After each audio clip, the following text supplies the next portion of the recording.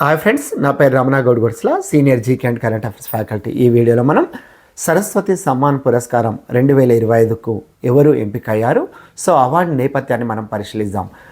ప్రముఖ బెంగాలీ రచయిత రామ్ కుమార్ ముఖోపాధ్యాయ 2025 గాను సరస్వతి సమ్మాన్ పురస్కారానికి ఎంపిక కావడం జరిగింది. ఆయన రాసిన అరా పర్బతి కథ అనే నవలకు గాను ఈ అవార్డు రావడం జరిగింది. ఓవరాల్గా చూస్తే ఇది 35వ సరస్వతి సమ్మాన్ పురస్కారం. ఈ నవలను తను 2020లోనే రాయడం జరిగింది.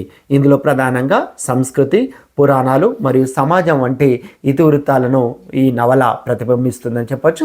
అవార్డు గురించి మనం బ్రీఫ్గా మాట్లాడితే ఇది భారతదేశ అత్యున్నత సాహిత్య పురస్కారాల్లో ఒకటి. దీనిని 1991లో కేకే బిల్రా ఫౌండేషన్ వాళ్ళు ఏర్పాటు చేయడం జరిగింది. రాజ్యాంగంలోని 8వ షెడ్యూల్లో పేర్కొన్న 22 భాషల్లోని ఏదైనా ఒక భాషలో ఈ అవార్డుకు రాసిన రచనకు ఈ పురస్కారాన్ని ఎంపిక చేయడం జరుగుతుంది. సో దీనికి ప్రైజ్ మనీ కూడా ఉంది, 15 లక్షలు ప్లస్ ప్రశంసాపత్రం. మరిన్ని వీడియోస్ కోసం మా యూట్యూబ్ ఛానల్ను సబ్స్క్రైబ్ చేసుకోవాల్సిందిగా కోరుతున్నాం. So all the best.